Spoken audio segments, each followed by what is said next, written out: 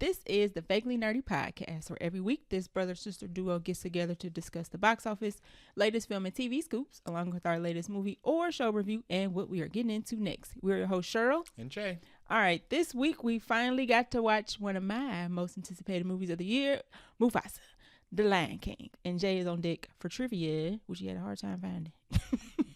Okay, movie trivia for Mufasa the Lion King. This is not the first time actors Aaron Pierre and Kelvin Harrison Jr. have come to a head on roles.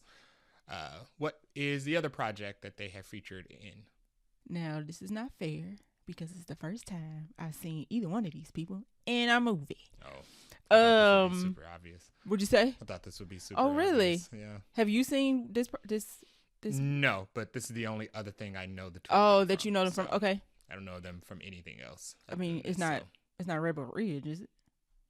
Oh, no. I didn't watch that, so. I knew Aaron Pierre's and I didn't know if the other guy was it. I'm batting at a 0 because I don't even know their movies. You're going to have to tell me. They played two historical figures. Oh, stop. Hammer Time. I know what this is. Oh, this was, I don't know the name of it. Was it just X? Is that what it was called? The Hulu series? No.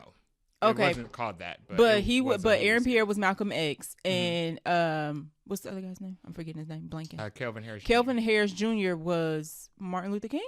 Yes. What was it called though? It was called Genius. It's an anthology series. Okay, no, I didn't know that. I thought it was called something else. Yeah. So it's called Genius. Okay.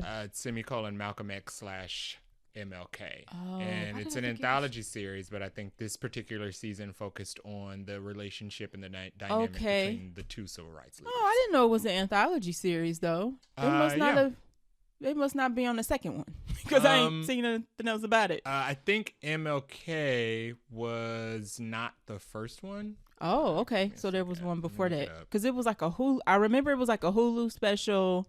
Season 1 was about Einstein. Season 2 was about Picasso. And Season 3 was about Aretha Franklin. Season 4 was Martin Luther King and Malcolm X. I actually want to see the one with Aretha Franklin. Yeah. So. I wonder who played Aretha. Cynthia Erivo. No comments. I'm going to just smile through it. Okay. That's an interesting bit of trivia. Oh. Okay. I might go watch the Malcolm X one then. I don't know about the other one now. Okay, so that is the trivia. Let's get into the rest of the episode. Welcome, fellow movie buffs. I'm Jay. I'm Cheryl. Listen in as we break down movie and TV shows, tell you what's in the plot, and hear if we think you should have watched it when you had the chance. Dun, dun, dun.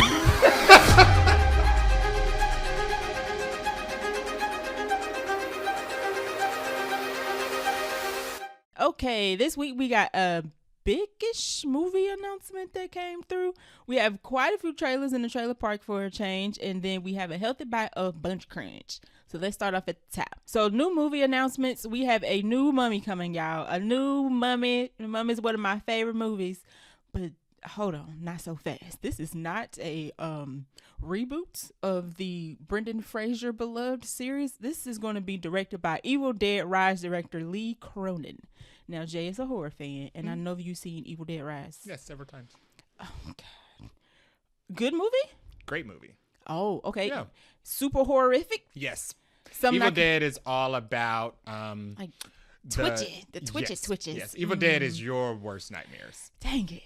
Yeah. So it's about possession and ghouls and ghosts. Absolutely not. And body horror and gore. Mm-hmm. Yeah, and usually everybody dies. Yeah. Except for like one person. Worst nightmare for me, for sure. Yeah. So when I first saw this headline, super excited, right? Because everybody's using like Brendan Fraser and a Rachel Weisz scene. And then I read it like Evil Dead Rise director. This is strange because it's also going to be coming from the Blumhouse production house. So I was like, oh no, this is not our family friendly action flick. This is straight up horror, which I mean, if he's good, that's good. But we should all, I think, let go of this. This is going to be that Mummy. This is a brand new Mummy. Yeah, no, this isn't the action adventure. The Universal ride. Family friendly Brendan Fraser Mummy, and this isn't awful Tom Cruise action mummy. thriller Tom Cruise mummy. Yeah. This is good old fashioned original horror. This mummy. is straight up new original. The Lee said that like he's very excited. We about to see something we've never seen before. The way you just described Evil Dead Rise, this might be a no for me. I don't know yet. Yeah, Evil Dead Rise was all about the undead. Oh my so God. that works. But you know a mummy's not real though. So in my mind I could be like, neither is the stuff. Neither are Deadites. But the Evil Dead Rise is still Evil Dead is still terrorizing. you're right. I'm trying to get prep myself for this, but I don't. So I I'm know. interested because I we know have you not are. had a mummy horror movie.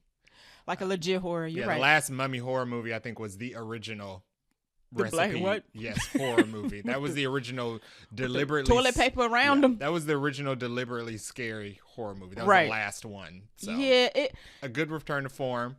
It'll feel new. It'll feel fresh because we haven't had one in this generation. I'm sure horror fans are thrilled, and I'm happy for y'all because this sounds like it's gonna be real crazy. It's scheduled to come out April 2026, so we got a little while. But you know what?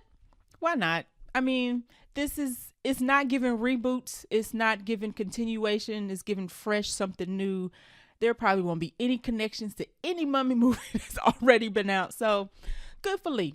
So, the original Mummy from 1932 was about Imhotep, an ancient Egyptian mummy who was killed for attempting to resurrect his dead lover Anaconda. So it could be based on. Yeah. It could have hints of the 1999 Mummy because 1999 Mummy was based on 32 Mummy. Right.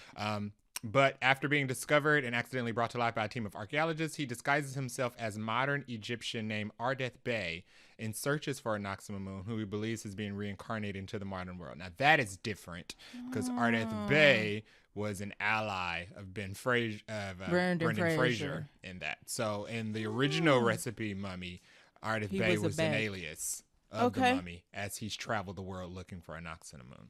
I can see this being horrific. Yeah, I could, but it seems because like you know when he like follow the mummy. Because in the Brendan Fraser Mummy, Imhotep he once he gets his skin back, he can like flip back and forth between being like the sand mummy and then being a human looking mummy. So I see a lot of like transformations and body horror. I can see a lot of body horror in this. Yeah, so maybe it'll follow the actual mummy. Okay, the OG mummy. Yeah, It's and we'll be like with the mummy for most of the film instead of following like a team of archaeologists trying to defeat him. Fair enough. Because in this case, who's the villain? Right, the mummy's the villain. Yeah, I mean, but that was the thing for those monster movies. Dracula, the mummy. The monster is the. But we followed them. Right. The werewolf, but we followed the villain kind of through those movies. So maybe it'll be a return to that form. Okay. Yeah. You make a good point. All right, so we got a little while before we get probably any more information about this, but learning who's going to be in the cast will be very interesting. I think. Interested to see that. I like the return of all the monster movies. We're getting The Bride, which is Micah Monroe. Werewolf is coming out very soon. Next month. We've got another movie on the list. Invisible Man 2 is supposed to be coming. Invisible Man is coming too. And as you mentioned, all of these, I told you that somebody made a comment about, are they trying to pull the dark universe back together? But as you mentioned, Universal don't have all of these. They now all separate. Yeah, Universal fumbled the dark universe, so now they're all split off into separate places. Which might be for the best.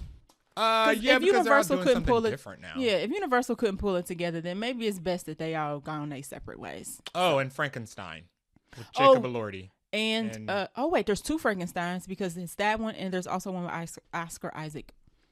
Yeah. Yep, there's two. So, yeah. Interesting, there's two. Okay, so maybe they should be under the same. No, I'm just playing. Yeah. So. Okay. Welcome back to the monsters. Yeah, we'll see. Well, Jay definitely gonna watch it for sure. I am, absolutely. I am tentative based on the trailer. Okay, so that is all the movie news for this week. Let's roll into the trailer park. Toot toot. IBB. Okay, first stop we have on the trailer park is for Death of a Unicorn. This is a comedy thriller that is coming out spring 2025. It is going to star Paul Rudd, Jenna Ortega, Will Poulter, Téa Leoni, Richard E. Grant. Check. And it is going to star a unicorn. So it's an A24 production. Mm-hmm. It is described as a comedy supernatural horror. And I was like, I don't know if I've ever seen a movie described as all three. Comedy supernatural horror? Because the unicorns are supernatural. Because there's an actual unicorn is the theme of the movie. Mm-hmm. let's just talk about the trailer. The trailer is basically Paul Rudd and Jenna Ortega are father and daughter. Mm-hmm. They are going to some house that is owned by, or Will, Taya, and Richard seem to all are like scientists or something. They all live in this house. Paul Rudd accidentally kills the unicorn, but they take the unicorn to the house in a driving accident. Yeah, it's a literal accident. Like, he don't kill it on purpose, Yeah. but they take it because I guess they like, well, we got some place to be. Just put it in the back. And then the other people take the unicorn and try to like use it for science. And it seems like it's giving me that scene of Jurassic Park 2. Where they take the baby T-Rex and Mama T-Rex show up. That's exactly what happens in this trailer. Yeah, kind of. Don't it? Kind of reminded me of E.T. when they found out Okay. E.T. was there and all the scientists came. Because in the movie, we see that the scientists have found out that they have a unicorn. So they've come up and set up a compound around the house, and they're like studying and like taking samples and shaving stuff of it. its horn into dust to cure cancer and study it. They find stuff like that. It's funny. They found out the unicorn like cures a bunch of stuff. Doing I blood guess. transfusions with it. Right. So. It's real, like, humans find something good and then we like chop it up into pieces. And then the twist, kind of like in E.T., is that there are other unicorns out there and they show up too. Right. It was giving E.T. is probably more accurate, but I was also getting like Jurassic World 2 vibes. Yeah. With the T-Rex showing up. And the horror part comes in because they don't look. The unicorn they killed looks like a regular friendly unicorn, but the unicorns that show up don't look. They look giving real like whatever the Dementors used to ride on. That's what they kind of look like. Yeah, it looks like maybe they killed a female and the male shows up. Okay. And he's angry. Fair enough. Because the second unicorn is big and huge and black and has spikes on its hooves, and it is immediately killing people upon arrival. People are having holes put in them. Gored. Yes, they're being gored. So Yep. It looks fun though. It looks fun. It looks interesting. It said it was made by the same people behind Everything Everywhere All at Once. Oh yes, you're right. And the last comedy supernatural horror film I could think of was Krampus.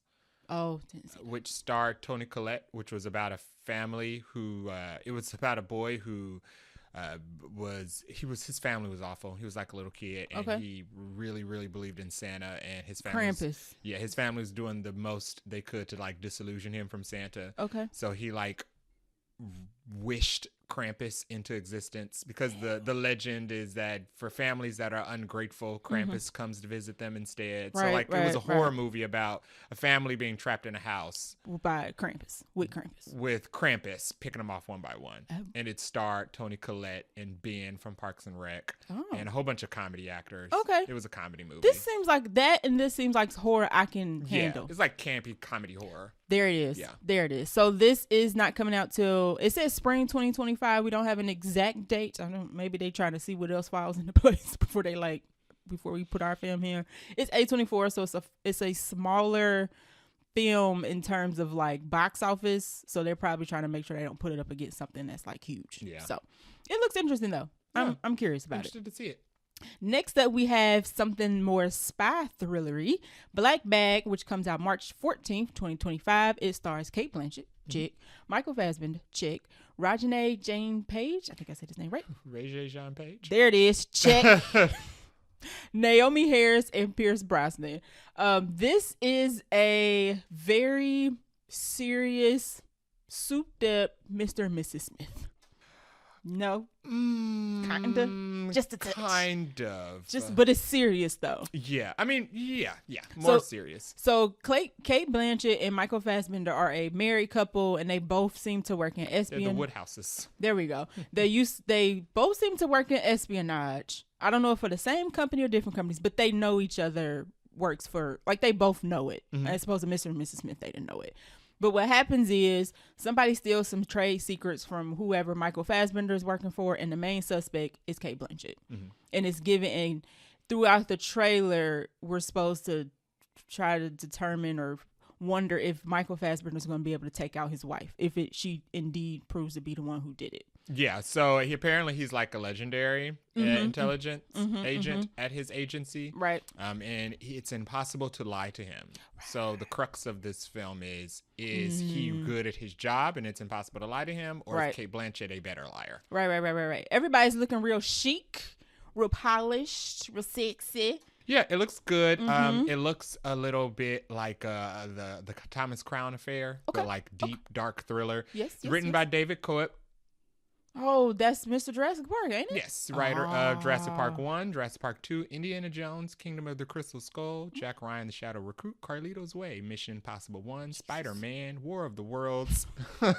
Hit after hit. I mean, not everything, but most of these is hits. I mean, yeah. Hits, yes. Like, if they're not hits, they was pretty good. Yes. He has box office receipts with a total gross of $2.3 billion. Okay. So, David He's Cope, also back for the next Jurassic Park world. Yes, for the next Gareth Edwards Jurassic Park. Right. Which Gareth Edwards just said his Jurassic Park is a love letter to the Steven Spielberg original Jurassic Park. Listen. I mean, where is the trailer? Excited. But we're excited. Let's not sidebar. All right. I was about to go off on a tangent. Black Bag is written by David Coep, so Okay. the writing is in the bag already. No pun intended. Good, though.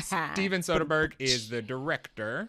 Okay, I haven't trying to think what the last Steven Soderbergh movie I've seen. He did the Oceans movies, right? Yeah, so he did the Oceans movies. He also did Contagion, which blew up after the COVID boom. Oh, that was pretty good though. Yeah. Yeah. But he also did like a whole bunch of other like psychological crime dramas. So I mean, he's got like a mixed filmography, but the hits are there. This looks good. I think the only thing I'm not a fan of is the camera. The you know what it looks like? Bloom effect they put on it. Looks like Totally Killer a little bit with that, which is also Michael Fassbender. It looks like it was shot in the early 2000s when they like. It's a little bit of fisheye going on. Yeah, it's a little. The lens is a little weird, and it's dark. Like it's a little Vaseline on the lens or something. Yes, it's definitely got a film grain of some sort. Yeah, and it's dark, so it's definitely gonna be one that. Who is that behind that? Who is that? But overall, the trailer looks good though. Yeah, it's Kate Blanchett, Michael Fassbender, Naomi Harris, Rachel Jean Page, Pierce Brosnan. I mean, actors. Check. The people. These are people who do acting. So somebody had just tweeted the other day about Conclave. Saying how still need to watch that. If you Conclave proves if you put a room of good actors, you put a bunch of good actors in a room together and make them act their way out of the room, it never fails. Listen, Conclave is maybe. Getting a lot of nominations too. Yeah, I need to see it because Ralph Fiennes fan. Hello. All right, next up on the Trailer Park is for a revisit. It's a sequel. Right? Technically? I guess a reboot. Not technically a reboot. Okay. So it would be a reboot of an existing franchise. Got you. Karate Kid Legends. This is coming out May 30th, 2025. It is supposed to follow Cobra Kai. Oh, now can I make a confession? Yes. I ain't seen none of the Karate Kid movies. Not a single one. I've seen the first one once. Oh, the OG first one? Yes. Okay, so we both... Not on the same playing field, but right, just a touch more to me. I saw the first one once. I didn't see the Jaden Smith one. I definitely did not see. But that's okay. I don't think you need to see this one. And I did not watch Cobra Kai. No, wasn't interested in it. I think it was well received though. Yeah, it went on for a really long time. Okay, it got a bunch of nominations, and it's now going really off. Received. Yeah. Right. Okay. And clearly it was successful because I think this movie is the reason that I think Cobra Kai is the reason that this movie exists. Okay. I don't think this movie would have gotten made just based off of whatever the back of the last Karate Kid film. Okay. Yeah. So this is coming out May 30th, 2025. Next year, it is going to star Ralph Macchio, Jackie Chan, and it's going to have a newcomer. Let me get the Ben Wayne. The link. I have to edit that out if I'm wrong. Ben Wang, who is going to play Li Fong, who's a new character in this, who is going to be the pupil of Jackie Chan's Mr. Han. I'm sorry. Right. I don't really get the plot though. Watching the trailer, it's a lot of like heartwarming words. There's a lot of heartwarming scenes. We get a little action, but I was kind of like, so what's the plot? The plot is the same. As all Karate Kid movies, it's about a wayward kid who's following the wrong path and being bullied, and they're using karate as a discipline technique to teach him how to overcome life obstacles. You've nailed the trailer because that's exactly what it shows. Okay. All right. As somebody who's never seen it, I was like, what's going on? So it seems like Jackie Chan is going to be playing Ben Wang's Mr. Miyagi, and he seeks out Ralph Macchio's Daniel LaRusso because he was trained by Mr. Miyagi for assistance to reel Ben Wang in. Got you. Okay. His mom is going to be played by Ming-Na Wen. I didn't recognize her in the trailer. Which was the most exciting part of the trailer for me because I love Ming-Na Wen. She was in this trailer for half a second. I know. So half a second you was excited. Okay. Yeah. Okay. I think this is not Labor Day. What's the other holiday? Memorial Day weekend. So it'll probably do pretty good. I don't know what the Karate Kid fandom is, where they at, what they doing right now, but I feel like the Cobra Kai fandom, so they'll probably show up. Yep. Okay. Yeah. Boom. There it is. Yeah. There it is. So this will probably do good. it'll probably do well. On to the biggest trailer that got released this week that everybody and they stepmama was waiting for. It was Superman, the first movie entry into the new DCU Studios universe. This is directed and written by James Gunn. It will be coming out July 11th, 2025. What's your thoughts on Superman? As a teaser, I don't have any notes. I thought this was good for a teaser. Okay. It doesn't. Yes, the only thing it was missing was dialogue, but that would make it a trailer probably. So exactly. It's not a trailer. This is a teaser. I have no notes. It was colorful. It set the tone. It's very James Gunn. You can tell from the trailer. Yeah, and we don't mean that. You don't mean that in a bad way. No. A lot of this teaser looked like the Guardians of the Galaxy 3 when they were on the alternate Earth planet. It's sunny. It's in the daylight. It's action. I like that. Colors. I like that it's bright and a lot of the action is happening in the daylight. I was just gonna say I like that it's outside. The action that we saw was outside. When it was just bright, colorful. It's a beautiful day, but everybody fighting. Superman is not the Cape Crusader, so he does not fight his crime at night. At night, he's eating dinner with Lois. Exactly. He fights his crime in the daytime. In his nice looking apartment, mind you, yes, with a great view. With his rookie first floor writer salary. Yeah. Yes. Top floor. Yes. Top floor. He definitely on the top floor. It's absolutely Lois's apartment. He moved in. Okay. Yeah, that's 100% Lois's apartment. Okay, I can see that. I can see that. This is going to star a long list of people. David Cornsweet is going to be playing Clark Kent. Rachel Brosnahan will be playing Lois Lane. Nicholas Hoult will be playing Lex Luthor. Yep. We have Edie Gathegi, who is playing Mr. Terrific. Funny, we're getting a Mr. Terrific and a Mr. Fantastic next year, right next to each other. I really like how they have Mr. Terrific looking in this. He looks the same. He looks comic accurate. Yeah, I like whatever effects they're using for his face. He uses a face mask in the shape of a T. Now, also, it's a mask. It's not permanent. No, it's like a stick-on mask. Okay, like it looks good though. Yeah, it looks good. Anthony Carrigan will be playing Rex Mason, who is Metamorpho. Nathan Fillion will be playing Guy Gardner, Green Lantern. Isabella Merced, who we just saw in Alien Romulus. Yep. Will be playing Hawk Girl. We got a little touch of her in this. Skylar Gazondo will be playing Jimmy Olsen, who is one of Superman and Lois's reporter friends. Got you. Sarah Sampow will be playing Eve Terschmacher, who is Lex Luthor's assistant. Okay. She's pre-Mercy. Okay. Maria Gabriela De Feria will be playing the engineer, who is, for the sake of simplicity, let's call her Vision. Okay. Wendell Pierce will be playing Perry White. Yeah, we didn't see him in this trailer. I was like, where you at, Wendell? Where you at? Formerly Lawrence Fishburne. Right. Oh, dang, they should have just got Lawrence. But I like Wendell Pierce, so fair. It's cool. I'm cool. Alan Tudyk is an he's a robot. Uncasted robot. He's probably the robot. Yeah, there's a robot in the trailer that's clearly about to die, and I think that's him. Yeah, I think Alan Tudyk, because he's a voice actor. We all think it's him.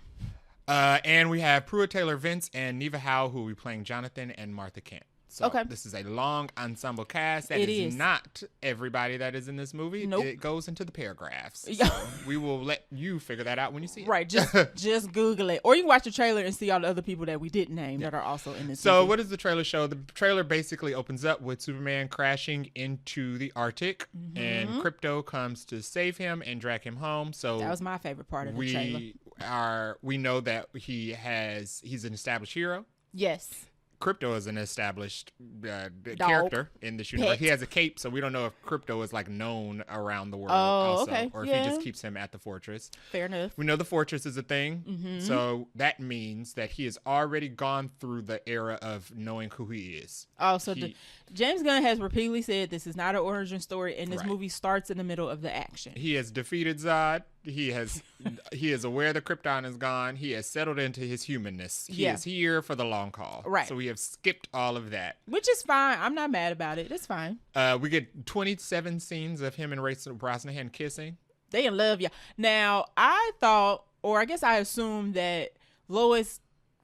But I guess it now makes sense because we're already established. Oh, because I was like, does Lois know that Clark is Superman? But it depends. Sometimes they do the whole Superman has fought everybody in the world, and somehow Lois still does not know. And sometimes they'll do the thing that makes sense, the Mary Jane thing, which is like Lois isn't stupid, so Lois pays attention. I want a Lois isn't stupid. I think that's what we get because we're in the Lois isn't stupid era, right? Because there's a kissing scene when he looks like Clark, and there's also a kissing scene when he's fully Superman, and I'm like, okay, like she got to know. Yeah, we get some. Or scenes. She's cheating, and I don't like it.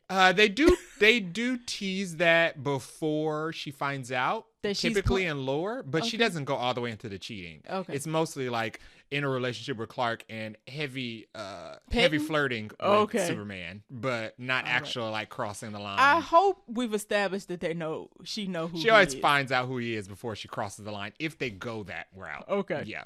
She definitely kissing that man in both forms. Yeah, that's absolutely. In the trailer for sure.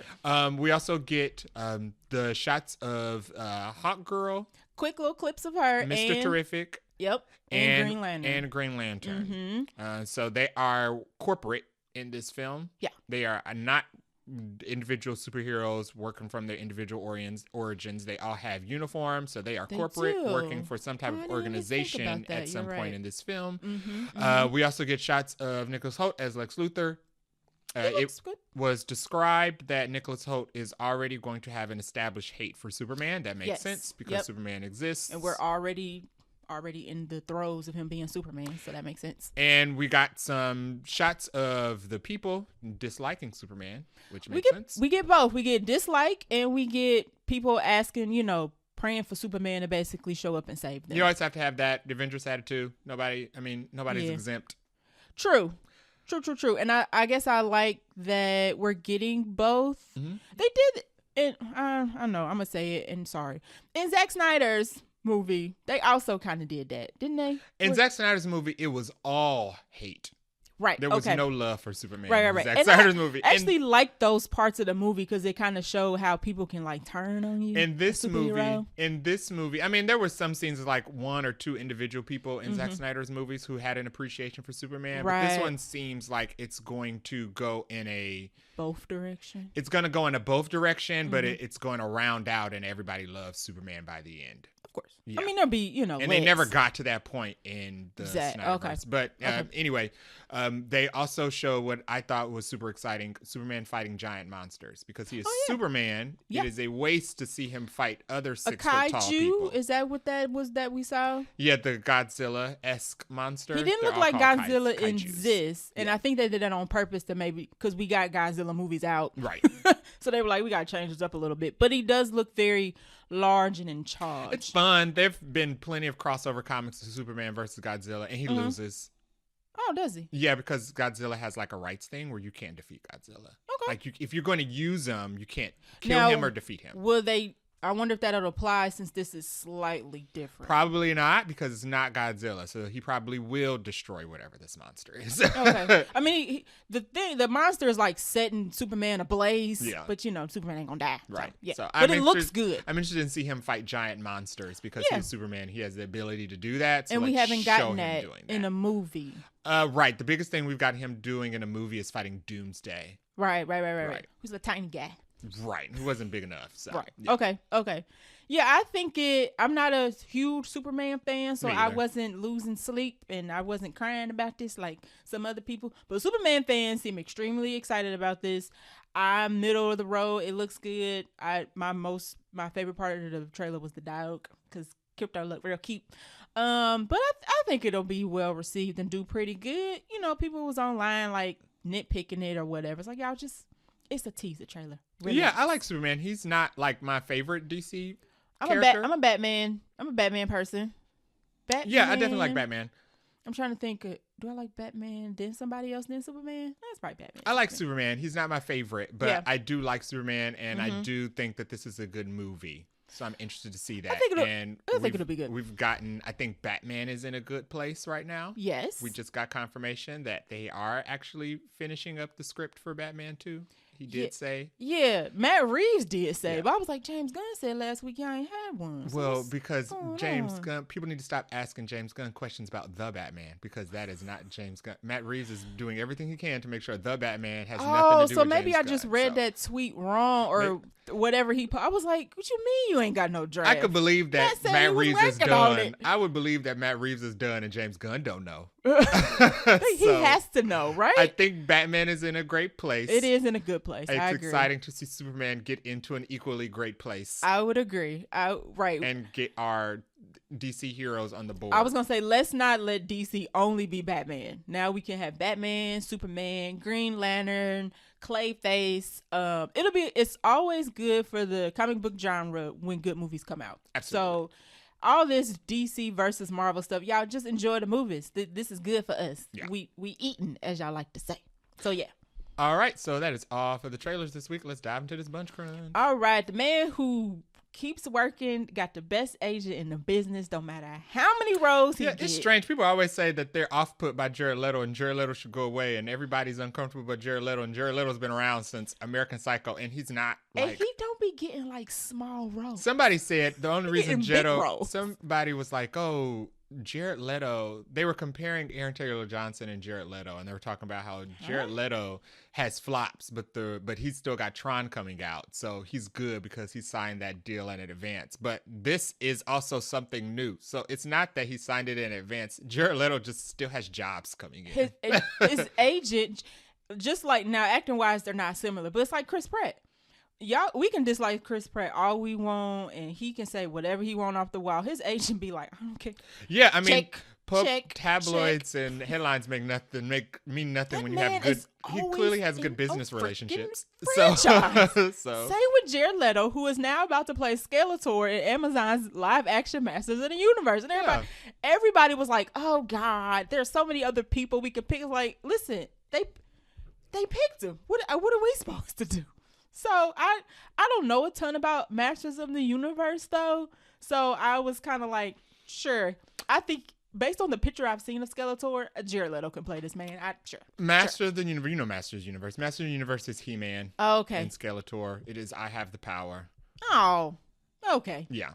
So I'm interested to see what this is going to look like. Oh, but you know what? There are two Jared Leto roles I actually like.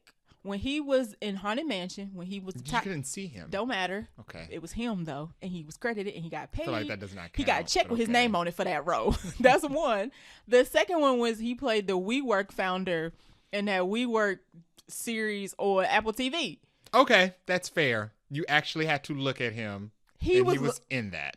Right, and he had to like actually act like somebody else. Now everything else I can take it or leave it, but I mean, I don't know. He got Tron, he got this. Maybe something's, improved in the last couple of movies. So let's see. 1 second. Mm-hmm. Other people that are going to be in this movie. Hit it. Nicholas Galitzine, who's playing He-Man. Okay. I don't think you have seen him anything. Name doesn't ring a bell. He just came out with that Idea of You movie with Anne Hathaway, that rom-com Oh, that went on okay. Amazon. Yeah. But he was also in the Craft sequel. Oh, okay. The guy that I told you that they casted the spell on that ended up dying. Yes. He was in that as well. Okay. But he's a new actor. This is also going to star Alison Brie, who I love. Where's she from? Alison Brie was in, what's it called? Glam? Sounds right.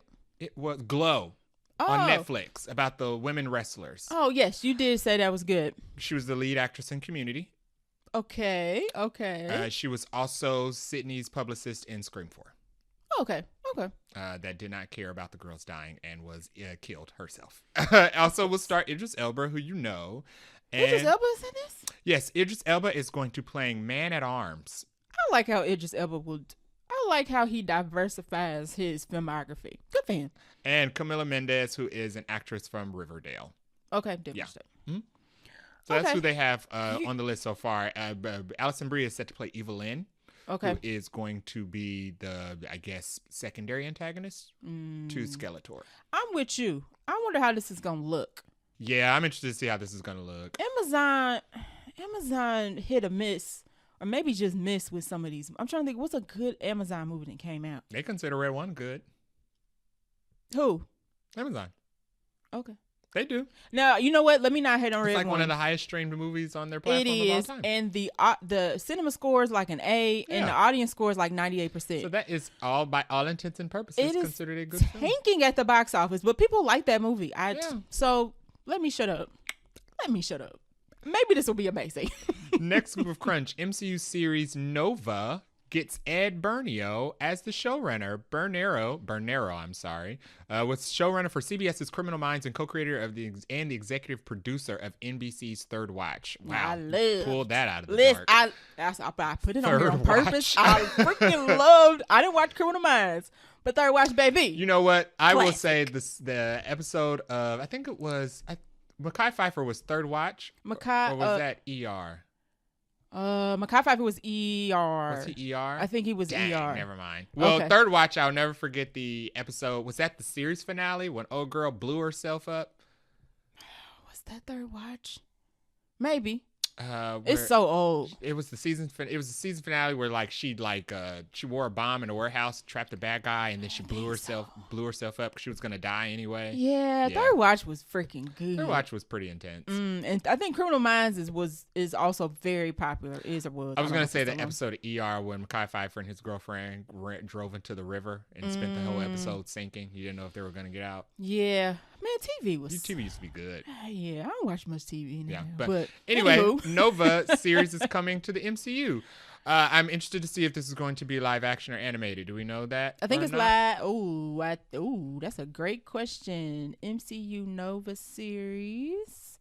That's a very good question. I'm actually surprised they are doing this, only because Nova seems like a deep cut.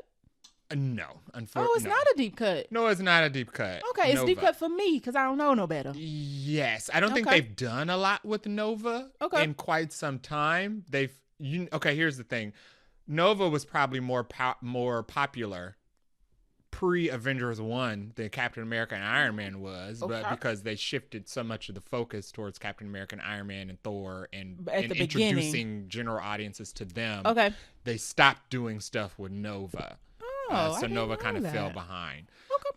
So who is Nova? Nova is another Captain Marvel-esque parallel because there are so many. And he is related to Nova Corps from Guardians of the Galaxy, though. Yes. So think Glenn Close from Guardians of the Galaxy, the Nova Corps. That is where Nova comes from. That is where he gets his power set from. Okay. But he gets imbued with the Nova Force, which is an excess of that ability, which causes him to become exceptionally more powerful than the rest of the Nova Corps people. So he becomes their Captain Marvel, basically. Okay. Good for him. So they essentially have the same powers, flying at the speed of light, unlimited energy projection. So Nova's probably never going to be in the movies. Probably can fly through a sun. Probably just going to be a series. He'll probably be in the movie. They can't have both of them in the movies. I don't know what they're doing with this new set of Avengers.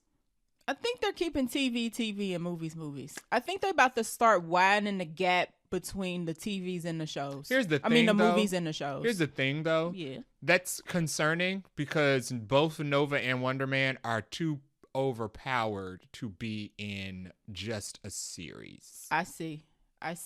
Okay.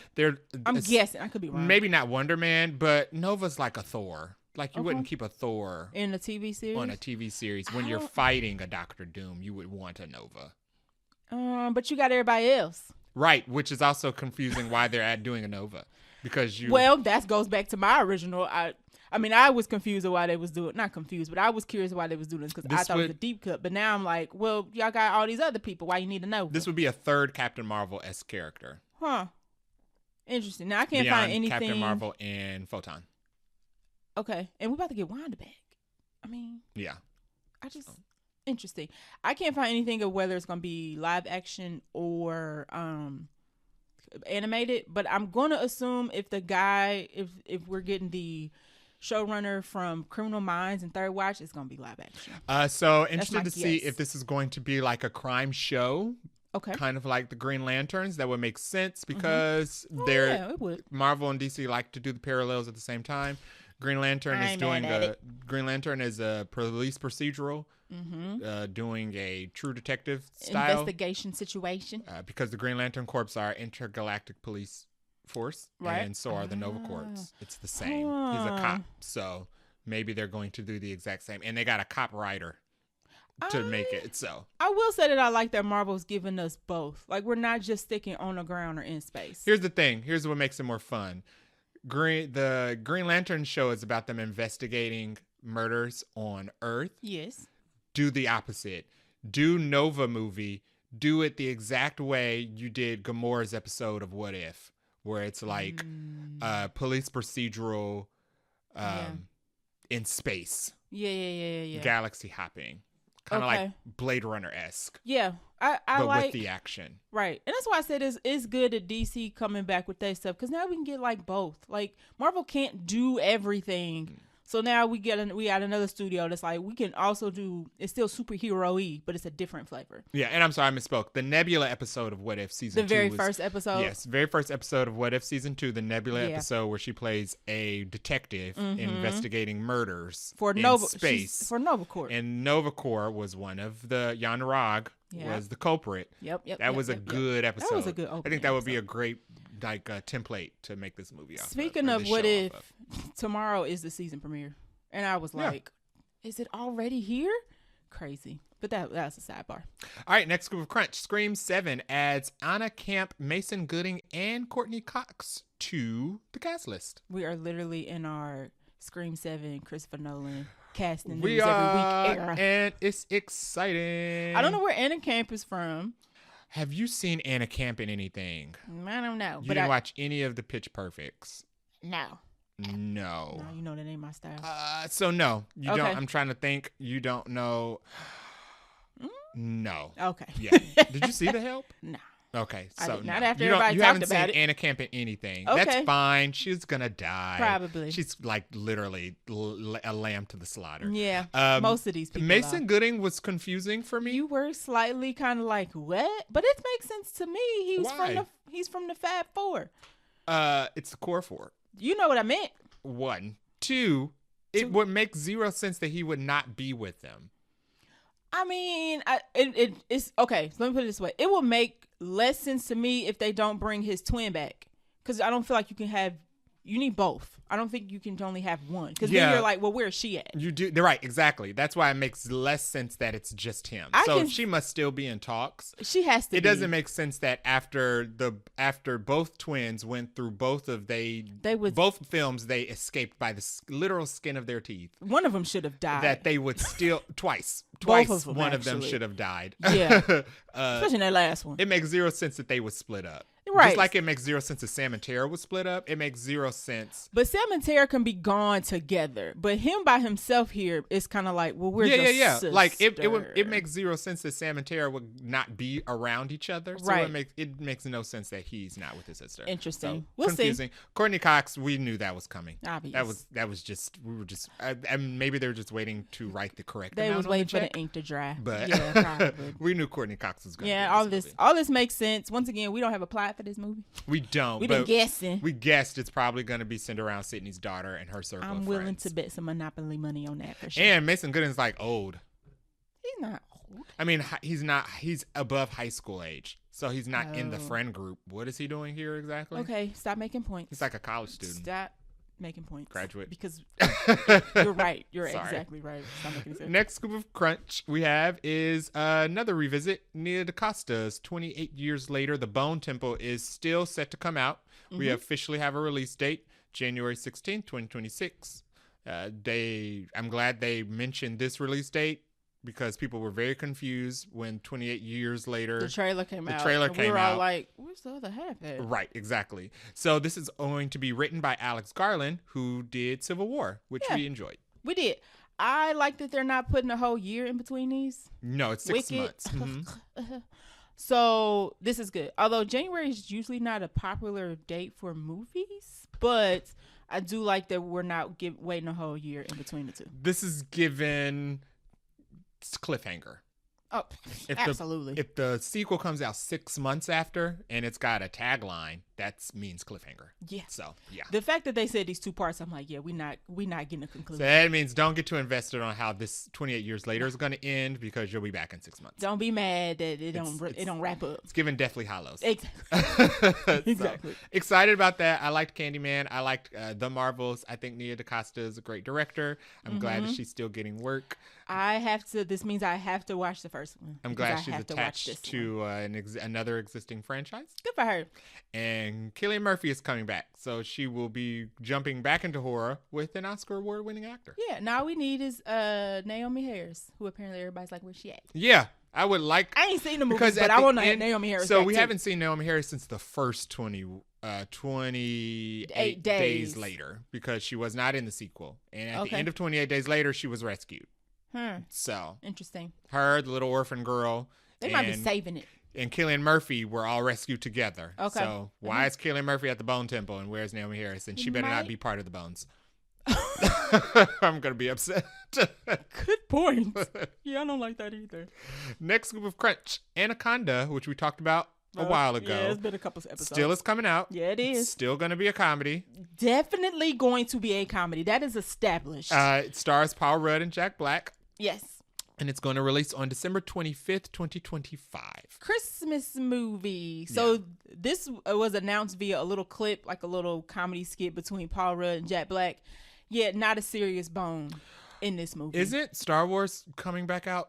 They moved it, remember? So it's not Christmas 2025 anymore? That's probably why. It doesn't have a date anymore. That makes sense, because Star Wars rules Christmas when Star Wars is on the move. So. Yes, so Star Wars, I guess, I can't remember. A couple episodes ago, we talked about how Star Wars just said, we don't have a date anymore. Just take it. Just take Christmas. This is unfortunately smart. Yeah, it is. Because there's no currently announced Christmas competition and we know that for the 4 weeks following Christmas, there's nothing good coming out. So Christmas legs are usually extremely this will be the only thing people can go see. Long legs and not the movie. Yeah. So this movie will make a lot of money. It probably will. I need to see a trailer. It looks like it's gonna be straight up goof. Anaconda was not a masterpiece by any stretch of the imagination. But it was decent. Still fun. And I like the fact that it was just ridiculous, but they were taking it seriously. Yes. And I don't want them to make the snake a joke. Because I do not find snakes funny. There is Did you watch the clip when they announced this? Yeah. Oh, it's straight up definitely going to be a joke. Comedy. I don't think there's going to be a serious second in this movie. I'll enjoy hearing about it. I'm definitely not watching this.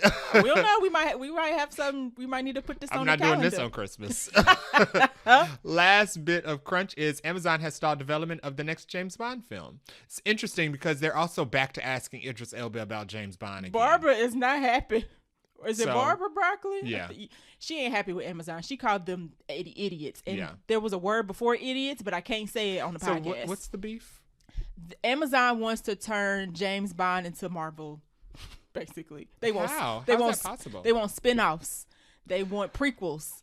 They want sequels to the sequels. James Bond doesn't have any friends. He's got Felix, but exactly, that's it. That's basically what she's saying. All the women die, and M doesn't leave the office. No. So he doesn't have any friends. Amazon wants to turn this into a superhero type franchise, and Broccoli is like, get out of my face. That doesn't make sense. So they've halted all talks. It makes sense that she called them dumb. Yeah. That's a stupid thing to do. Bond is not, like you just described, Bond is not that type of character. So Bond usually doesn't even have an ensemble cast. You trying to like squeeze water out of a rock situation. Yeah, usually. That don't make no sense. And the thing with Marvel is that the movies end, every movie ends with a build on the cast. It ends with an addition. And James Bond movies don't do that. Marvel got 50 billion characters to use James as well. Bond movies end with subtractions because he usually kills everybody. There's less people. At the end of the James Bond movie, there's less people than there started. So I don't know how they're going to build out more James Bond. They not, because Barbara said no. Yeah, she that's said stupid. No. So I don't know all the casting news about James Bond. We can shelve it because they ain't even. That's good. They said no, we are not. And she's sticking to her guns, and I appreciate that. Yeah. Although now I'm trying to figure out why the heck Amazon has the rights to James Bond, but I ain't gonna MGM. Because MGM. They bought MGM. Yeah. God, I know she was probably like, God dang it. Yeah. Dang, that sucks, kind of. It was only a matter of time. I like James Bond before movies. they like switched up James Bond and Tried made it to. completely different. Yeah. They're probably going to go for like some 20-year-old in the next one. Well, she did say she wanted to be younger, but I think she has like all say so for Bond movies. Yeah. So they can't do nothing without her say so. Right. So that is going to be a very interesting fight. Interesting. Very interesting. Interested to hear about it. Yeah. All right. So that is the last scoop of Crunch. We are going to take a short break and get into our movie review of the week, which is Mufasa, the Lion King. I always wanted a brother. Y'all knew that was coming. Y'all knew it was coming. This week we watched Mufasa, the Lion King, which was released December 20th, 2024. I forgot what year I was in for a hot second. The director is Barry Jenkins, who also directed If Beale Street Could Talk, which is one of my favorite movies. I'm just playing. The movie was great. It's so sad though. It's a great movie. It's so sad. But he directed that. He is also probably most well known for Moonlight, and he also won the Oscar. Which won the Oscar, and then he also directed Underground Railroad, which is a very popular TV series that got canceled, and everybody was begging Oprah to bring back. He is also the writer and producer for The Fire Inside, which is coming out this Christmas. So he will have 2 movies out this Christmas. Go Barry, go Barry, go. The cast and characters for Mufasa include, now it's long, so just buckle in for 1 second as I read through the cast list. Aaron Pierre plays Mufasa. Kelvin Harris Jr. plays Taka, aka Scar. John Connie is back as Rafiki. Seth Rogen plays Puma. Billy Eichner plays Timon. Tiffany Boone plays Sarabi. Donald Glover is in here for 5 seconds as Simba. Mads Mikkelsen plays the villain Kyros. I think I'm saying that right. Kyros. Tandaway Newton, formerly known as Tandon Newton, plays Ashay. Lenny James plays Obasi. Blue Ivy Carter, Beyonce's manager, plays Kiara. And her employee, Beyonce, plays Nala for 5 seconds. We also have Preston Naaman as Zazu.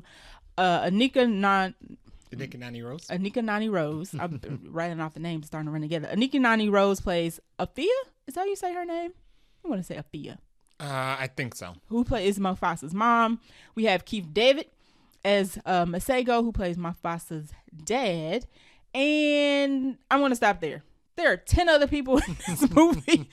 You can go to the Wikipedia page and see all of them. Everybody was great in this as far as voice acting, but those are like our main characters. Runtime an hour and 58 minutes. Not too shabby, right under the 2-hour mark. Budget of $200 million USD. Box office $13.3 million for domestic opening day. Now, put it out there. This movie is not making the same money as the 2019 Lion King remake. However, this is an original story. This is an original story. It's a prequel. Mm-hmm. It's interesting because the reception of this is better, but it's making less money, and everybody's ragging on it because it's making less money when we kind of already knew it wasn't making $1 billion based on the reception. Everybody, the original is funny. So the 2019, the 2019 Lion King. Yes, the original live action, not live action. CGI was a retelling of a story. You knew what you were going to get. Is that why? Yeah. People are more eager to spend money on when they know what they're going to get versus something unexpected. So that makes sense that the money didn't pour in for an original story. Right, because remakes and sequels are the thing now. Yeah, that's why as much as people don't want to admit, all the Disney live action movies make a bunch of money because they've been seen before. Yeah, we already know, and they don't be changing the endings at all. Right. So it's projected to do $35 million domestically opening weekend, which everybody's trying to rag on, say, oh, it's not good. It's going to open behind Sonic, which we already knew. Sonic is going to be very front loaded. But this is also a holiday opening because it's right before Christmas, and holiday movies typically have long legs, and all the Sonic movies make a bunch of money, so they actually don't. They don't? The last Sonic only made, I say only, was like 400. Really? I thought didn't the first Sonic make $1 billion? Sir, the first Lion King made like, I know the first Lion King. I said Sonic. let me do it this way. The first 2 Sonic movies don't even compare to the first Lion King. Sorry, the 2019 Lion King. I thought the first Sonic movies made a whole bunch of money. I want you to look it up because I want you to be surprised as I was. Because I was like, wait a second. These movies actually don't make. Oh, yeah, they don't. They don't. 320 million. Thank you. Interesting. Mm-hmm. I wonder why this. Maybe it's just the compounding. It's of Shadow, all the films. apparently. I don't know who Shadow is because I don't watch Sonic. Wait a minute. Shadow is supposed to be the drawing force. Is Sonic not the most popular Sonic character in the Sonic Well, I universe? guess Shadow's like a villain, right? I don't know, child. Yeah, but I don't know.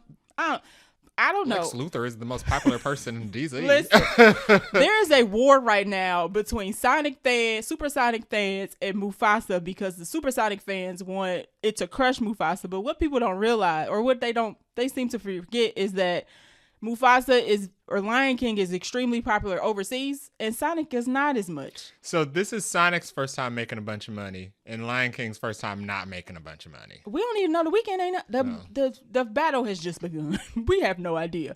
Globally, however, Mufasa is on track or projected to make 180 million, and when you make 20 million less than your budget opening weekend, that ain't half bad, in my personal opinion. No, because then the rest is just making back marketing. Right. So we'll see how it shakes out. Everybody is piling up on this movie because everybody's like, Disney is making these live actions and they don't deserve it. But like, y'all just saw Moana 2 and Inside Out 2.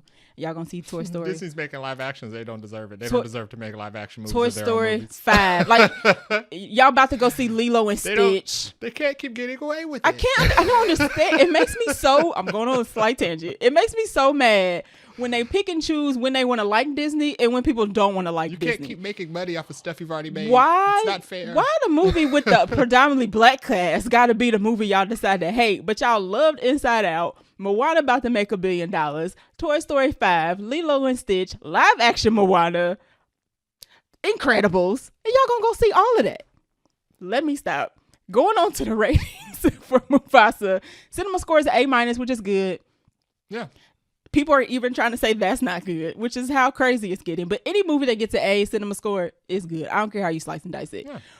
Rotten Tomatoes, the critics gave it a 57, so critics don't like it. Not a surprise. The 2019 Lion King also got like a 51. Yeah. So that was a given. We don't care what critics think. Audience score is an 88, which is exactly the same as the 2019 one. Yeah. So good. A cinema score, 88 audience score. I mean, it satisfied audiences. It's liked. Yeah.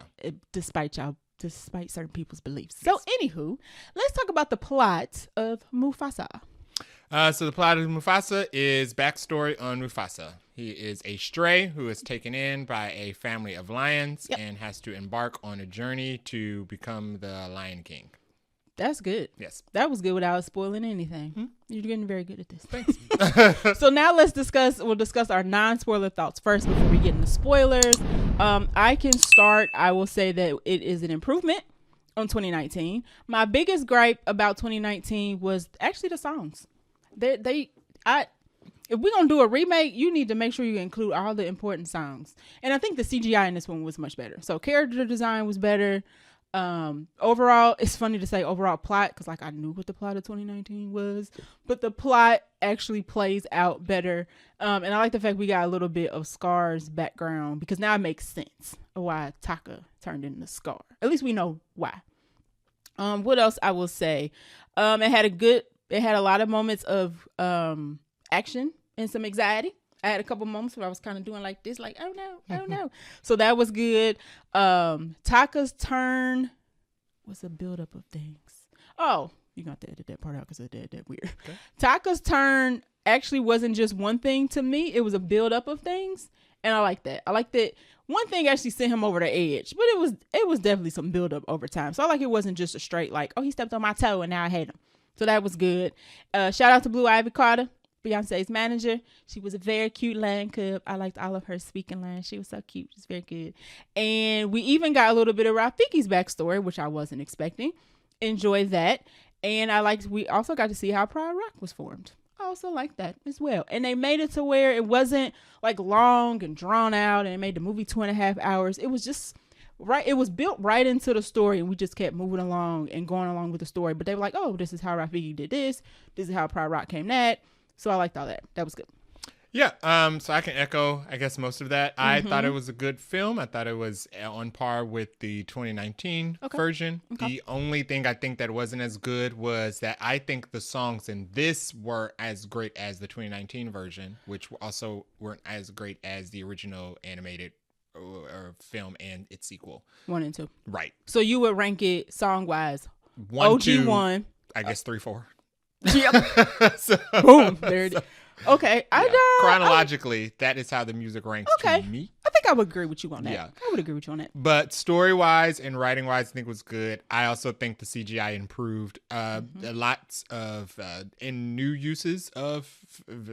It's weird. None of this is live action, so it's weird to say GoPro because there was nothing to attach the GoPro to. Yeah, we got some different point of views, but the point of view was not from an animal. Interesting camera work for a non-documentary animal film. It was different. I was like, oh, it's like it's like if you watch it's like if you watch the Discovery Channel. Yes. And they'll do something awful like put a GoPro on a shark just so they can see like it's swimming around. I don't know what that's. What's different because it's awful because you don't attach a camera rig to an animal. I mean, I enjoy the shows, and you wouldn't be able to get the shots without it, but it's still awful.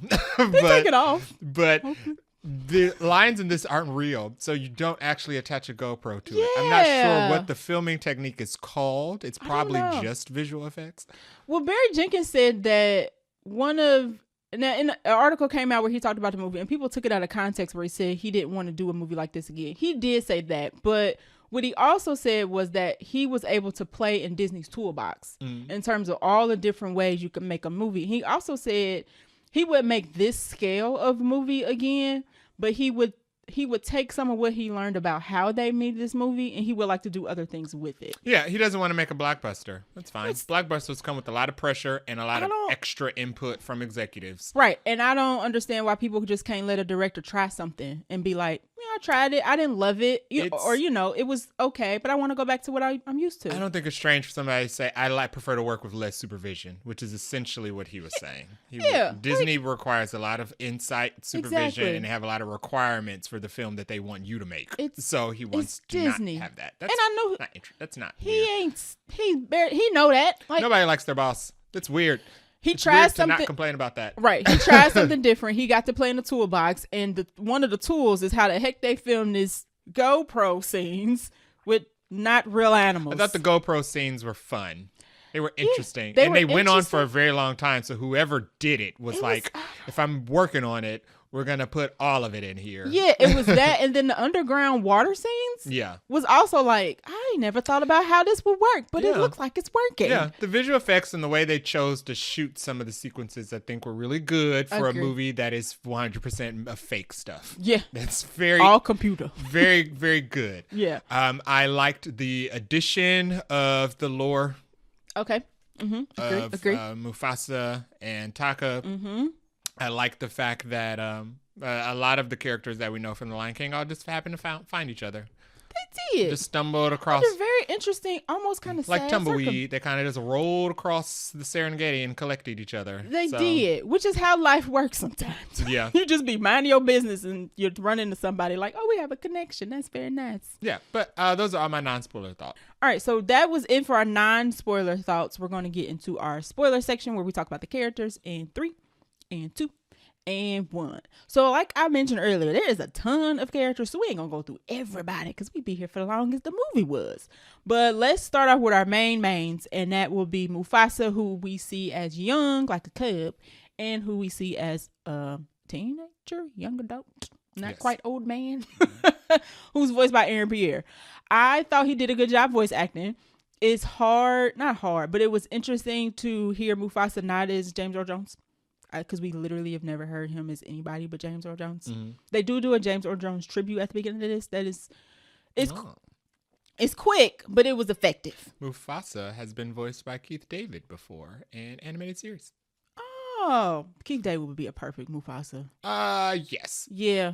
I mean, like if they ever, they wouldn't, but he's dead. So I'm saying if they ever needed to put older. You just called both it. Mufasa and James Earl Jones. I was about to say there would be a movie. They would have to put a movie in between. Like they would have to add an additional they couldn't do movie. that. We're not going to do that. But Aaron Pierre does good as a younger Mufasa. And then the younger actor who plays young Cub Mufasa, he was also good. Mufasa is a very resourceful lion. It's funny to see Mufasa as young because he's resourceful, but he wasn't always like quick on his. I don't know what I want to say. He wasn't as. We always know Mufasa as like this king-like figure, so it was good to see him not be king-like and learning and being lost and being confused and trying to find his way. He's always had help, which was something that they highlighted in this movie, that he always had help. Everything he did in this movie, he did with the assistance of somebody else, which I don't think is a bad thing. I think that's just the nature of Mufasa. The nature of... Or how he grew up. The lesson of the circle of life and everybody coming together. Okay. Yeah. He's always been able to rally the crew, I guess. Yeah. Which is what we see when he's here. I was very compelled to find out how we were going to find out how he started off as an orphan and how he rose. I was like, are they going to be able to stick the landing? I think they did. I don't know if Jay agrees 100% if they did. About how he became an orphan? Well, no, how he transitioned from being orphan to king. No, yeah, I was fine with that. Okay. So the transition of how, because basically it's basically because Taka turns bad. And Mufasa doesn't really do anything himself to become king, is because Taka just go off the rails. Yeah, this movie doesn't have any twists or turns or anything. Not really. You know where it's going. And at the end, Mufasa's kind of like, no, I don't want to become king. And Rafiki was like, sir, you the man for the job. Yeah. You the man for the job. Got to go on pride right. It's your turn. And I like how Mufasa tried to keep being like, I'm not meant to be king. You know, I'm just here for Taka, and Taka's the person who saved me. So I'm supposed to just take care of Taka. And at one point, Sarabi was like, sir, that ain't, this is your mission. This your ministry. So I do like that Mufasa was always humble. Mm-hmm. And he wasn't like Taka, who was quite not humble. So that was good. Yeah, I thought that Aaron Pierre did a good job. I've always liked the character of Mufasa. Mm-hmm. I still liked him more in this. He mostly just felt like Simba to me. He just felt like more Simba. Him and Simba are very similar. Okay. Father and son. So it kind of felt like another Simba adventure, which is fine. More of... I can see that. It's like an extended version of when the middle years after Simba thought he killed his dad. Okay. So... Oh, that's a good parallel then. Yeah. I like that. Yeah. Yes, because Simba was also not like a cocky lion. He was very kind of, he was a kid. He was a kid maybe. But he was also kind of like humble, wanted to learn. Mm-hmm. He was, scared, trying to, another parallel. Yeah. He was scared, trying to run away from his quote unquote destiny dreams. Mm-hmm. That's exactly what Mufasa was doing. Yeah. You Barry.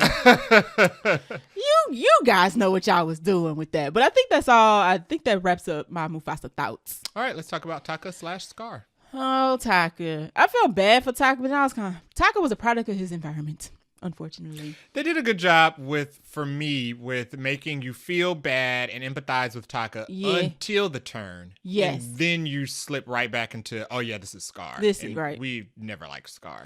Right. And Taka's dad, Taka had a crap dad. Surprise, surprise, Disney makes a crap dad character because that's what they do, even in Marvel. And killed them. Even in Marvel, right. But he had a good mom. I really like Taka's mom. Yeah. But the issue was Taka's dad was very much like lions are supposed to, male lions are supposed to be kings, and we don't fraternize with the lionesses. So my son always needs to be with me, but that was to Taka's disadvantage because Taka wasn't learning no life skills. Right. The only thing Taka knew is that he was born to be king of nothing. Quite exactly, because they didn't really have rule of anything. They were just lions out in the middle of nowhere. True. But he just had that sense of entitlement. He carried it with him for the rest of his life. Even as a cub. Yeah. Mufasa's trying to explain something to him, and he was like, anyway. And I was like, but he was talking. Yeah. He knew the only thing he knew about the king was the title, but he didn't know anything after that. So, exactly. Yeah. And he had some good in him, at least as a cook, because he literally saves Mufasa from getting eaten by some alligators. Well, him and his mom. Yes. And they also, because Taka's dad does not want Mufasa there, they do like a race where they have to like say, you know, if Taka wins, then Dad gets to eat Mufasa. And I was like, okay, this little graphic for kids. But Taka loses on purpose so that Mufasa can win and can stay. So I thought that was nice. And it was clear that at least he got something from his mom, because his mom was like, good job, Taka, because she knew that he was going to lose on purpose. Right. So, but Taka didn't have no other life skills. And he just knew, I'm supposed to be king and you supposed to do, people going to do what I say. And whoever I want to be with going to be with me, which turns out not to be the case. And he just turns, because it's just a buildup of like failed growing up. And Taka was a coward because he never had to fight and or he hunt. was a coward. So anytime there was danger, Taka saved himself and fled. Yeah. And it just builds up. It builds up, and then when it finally comes to head, he's just like, screw it. I want to be a bad person. And it kind of makes sense. Yeah. Because that's how people be in real life. So, but I thought that Kelvin Harris Jr. did a really good job. Agreed. Especially when he did the flip. Yes. And when he, as Scar, went to Kiros to sell Mufasa out, and he immediately turned on the Scar, I was like, oh, this is somebody who grew up watching very The Lion interesting how King. he did it, because he was like, Taka, and then flip, and it was like Scar. It was like, oh, this, and it was very familiar. It was kind of like the Scar that we know. He I was just about to became say, that Scar. I was like, here he is. He has arrived. His dialogue became better instantly. His line reading became better instantly. His sentences were more sinister. Right. Like, it wasn't bad before, but then it was like, oh, Scar has officially arrived, and he ain't going back. So, yeah. All right, let's talk next about Sarabi. So Sarabi is Simba's mama. She, as you said, she runs into them just by as they moving along. Pure happenstance. Her and by Zazu. happenstance, right? So Mufasa and Taka are trying to make it to Malele, which is basically what we know as where Pride Rock is, but it ain't Pride Rock just yet. But they're trying to get to this place. What I didn't realize before the movie is that it was a myth essentially. So throughout the whole movie, they keep saying we're going to Malele. We're going to. Everybody's like, that place don't exist. It's heaven. Oh, interesting. Okay. Kiros actually says that's just a lie they tell cubs, and I was like, wait a minute. Well, and that's why I thought they were dead in the beginning. When they were doing the Malele song? In the beginning, when we first get Mufasa and his parents in the desert, or in the dry. It's a drought because it hasn't rained, so everything looks dry as the bone. They were singing about Malele, right? And it was giving heaven vibes. And the scenes changed to like flowers and fields of gold. And I was kind of like, okay. And we knew he was an orphan. So my first thought was, this is a dream. Oh, they're dead. Yeah, that would have been a little too. That would have been a little too much for kids. But you know what I also thought is that I thought as the movie was progressing, because they're going through different like tundras and whatnot, and Kiros and his lionesses are following them. So that's pretty much the bulk of the movie. I thought that they were going to get to Malele and it was going to be like Mad Max Fury Road, where she gets to the green place, but the green place is the desert. That's equally devastating for children. Right. And then I thought about it like, that would have been too much. Shelley's there and found out that her home was gone. Child, with nothing there but sand. Yeah. So we both was overthinking it, but I see where you was coming from. But I was like, they're going to get to Malele. Malele going to be like a twig, but that's not what happened. I thought Malele was the other side. Malele actually did exist. And I guess one thing we didn't mention is that the reason why Mufasa even runs into Taka is because a flood happens and Mufasa gets separated from his parents. Taka saves them. And then when Kiros comes along, I guess we can talk anything else about Sarabi. I guess we. I liked Sarabi had more to do in this. She did. Not too much more. I mean, it was still focused on the relationship between Mufasa and Scar, but I liked her relationship with. I liked her dynamic with Zazu and the addition of Sarabi and Zazu to the group. I liked her dynamic with kind of everybody, because she suspected Rafiki like a lot. She kind of like, I don't want to talk this. What it's a baboon, y'all. Yeah. Where are we following baboon? So I like to see how Sarabi became Sarabi, because in Lion King we just get her as the mom, right? She's just, she's super mom, she's great mom. None of the lionesses really get screen time. Exactly. So in this one we got a lot. I mean, she's basically third billing of this movie. So we get quite a bit of her, and the lionesses do a lot of talking when we get Taka's mom and Eshe. And so a lot of lionesses got here. More screen time in this. I really do like that. And the voice acting, Tiffany Boone for Sarabi was also very good. Yes. But okay, let's talk about Kiara, who is voiced by Blue Ivy Carter. So, I mean, no notes. She was good. Yeah, Now, she was good. I'm also Beehive, so I wasn't going to have nothing bad to say. No way. Yeah. But this is her first movie. Blue Ivy Carter has done voicing for a book, so this is not her first gig at doing voicing over. But Kiara was cute because she was afraid of storms. So Mufasa has to go off because not Mufasa. Simba has to go off because Nala is about to have another cub, which is in addition to this lore that I don't think was there before. So Simba and Nala are in this for maybe 30 seconds. And we spend most of our time of that trio with Kiara. And Kiara is afraid of storms, and Timon and Pumbaa are supposed to be watching her, and Rafiki are watching her and telling her a story because they're trying to keep her calm and cool because she's like super nervous about the storm. So she did a very good job of being scared. She did a very good job of interjecting her excitement when like a story came along. She did a good job of what else I want to say? You know, trying to voice her questions of why she was scared, and you know, she wanted to know where her parents were. She just gave very scared cub vibes very well, which I thought was she was cute. good. Yeah, I mean, she a cub, and you ain't really a bunch to say about it. Yeah. I mean, she didn't have that much screen time. Right. She was just there for cuts in between the film, which is the story of Mufasa. She's there as much as Timon and Pumbaa are there, essentially. They all have about the same screen time, I would say. Yep. All right, and last on our list of characters is Kyros, voiced by Mads Mikkelsen, who is our evil legend. I was going to say, you can't say nothing bad Evil about... goat. You can't say nothing bad about Mads Mikkelsen playing the villain. Literally nothing. He does a very good job of playing the menacing white lion. I didn't love his song, though. I didn't like the Bye Bye song. No. Yeah, I didn't love it. Mads does sing it, though, so I thought that was pretty cool. Yeah. He, and then the Carols comes into the picture because him and his pride are basically going from lion crew to lion crew, killing them to take over their land because he basically wants to be the only Lion King, essentially. Yeah. And he goes, and we learn, I guess, at the very end of the movie when we see some other lions that are kind of like, we don't mess with no Kyros. The reason why we here is Kyros. Yeah. So Mads does a very good job. Good villain. I like that we got a lot of the villain. Sometimes in these movies, we'll get the villain at the beginning, the villain in the middle. Yeah, he kept coming back. And the villain at the end. But we get enough of Kyros to be like, oh God, here he comes. Somebody about to die situation. Yeah. So that was good. I liked Kyros. I don't think he was super menacing, only because I feel like they used the lionesses more for stuff. Okay. He kind of just hanged back and sent the lionesses after everything. I do like his lionesses quite a bit. Found the lionesses a little bit more menacing. Okay. But as a villain, I thought he did a good job. I mean, he's not supposed to be undefeatable because we have to continue past this. So as a good addition to like a prequel villain, I thought he was pretty good.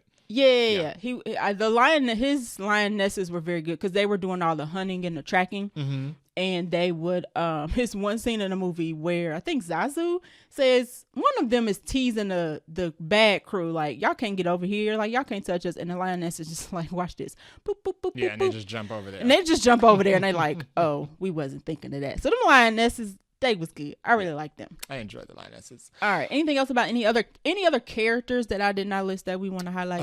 Rafiki was upgraded to main billing in this movie. He is one of the group. Mm-hmm. Traveling to Malele. He is a baboon. Well, not a baboon. He's a mandrill who was ousted by his family of baboons. Right. So we get that little backstory. Mm-hmm. I liked him. I liked that Rafiki was the same young as he was old. Kooky and fun and wise. So I like that. I like the amount of Rafiki we got because he's telling the story, but he's also in the story. And Timon and Pumbaa make a very funny line where they're kind of like, hold up, you making yourself the main character? So that was kind of funny. But we get to see how Rafiki got his stick, which was very cool. The scene where Rafiki gets ousted by his clan was also good. There's like one baboon mandrill who's trying to get them to stay. He's like, don't worry about it, I'm gonna go find my place in the circle of life essentially. And he gives a lot of wisdom throughout the movie like Rafiki does. So like you said, he is the same, but we get a slightly younger version with a little more backstory. So I like that. I also mentioned Zazu. I liked Zazu in this as well. He had a lot more to do. We get a younger version of him voiced by a different actor, not John Oliver. This is Preston Nyman, and I preferred him. Nothing against John Oliver, but I liked his Preston Nyman's delivery in this. He was funnier. I liked a younger Zazu. Yeah, he had some lines that I was like, okay, Zazu kind of sarcastic. Because he was new on the job, so he wasn't older and a lot more strict and settled into his position as like the Zazu we know. Zazu in OG Lion King reminds me of Sebastian in Little Mermaid, where he's very kind of like been at this job for a long time. Yeah. He kind of over it. This Zazu was on the job for 3 days. Zazu was more like Flounder. Yes, and he was 3 days in, so he was still learning his bearings. So yes, Zazu was good in this as well. All right, let's talk about our likes and dislikes. Editing of this movie was very good. I like this. We do the switching back between the story and Rafiki telling the story to Kiara and the actual story. They cut it at good times. It wasn't jarring, so I like that, and they balanced it out between us still being able to see Timon, Pumbaa, Rafiki, and Kiara, and then us also seeing the story play out. We already talked about the CGI was good in this, better than the first one. I mean, it looked like Nat Geo, pretty much. I mean, you can tell it's CGI, but it's also kind of like, it's pretty good. These lions look pretty good.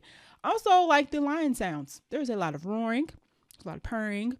There's a lot of nature noises, animals, all that was very good. I actually would like to see the behind the scenes of is it just like a button that they put when they need like a lion sound. Mads is good as a villain. I already mentioned that. What is I guess this is technically a dislike. Songs weren't as memorable, but you already mentioned that. The ranking, it's gonna be real hard to ever beat Lion King 1 and 2 on the songs. I feel like 1 and 2 are really on par. But there's no beating that. I'm sorry, Lynn. It just didn't quite hit. And then another, like you already mentioned, when Taka turns into Scar, the voice acting switch, probably one of my favorite parts of the movie because you can immediately tell that we are now in Scar territory. And then you already mentioned, I like Taka's mom. And then I also like seeing more of Sarabi and how her and Mufasa came to be a couple. That was very nice. I like seeing all that.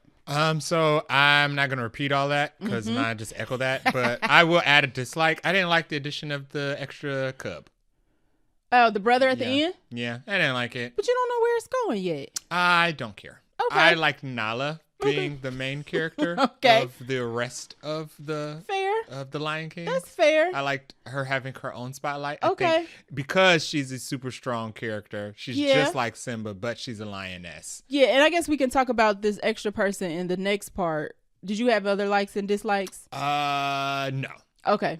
So let's talk about the ending thing. I added that to the likes instead of the ending because that is how the movie opens, that she is having a cub. So that's not something that they leave as a stinger. No, it's not a surprise. Literally the first 5 minutes of the movie is Simba telling Timon and Pumbaa that they need to watch Kiara because we see Nala walk off because she's clearly pregnant before we see Kiara. Before we even see, because you were like, "Oh, is Kiara not born yet?" And that's how Lion King 2 opens. It opens with the birth of Kiara and Simba. So you think because we do the Pride Rock thing all over again, right? So you think that's how it's going to happen, but it's entirely different. Cub. You're right. Yeah. You're right. I thought we would have got the cub's name. No, we didn't. We didn't get the cub's name. I was like, oh, maybe this is in like lore and we don't know it yet.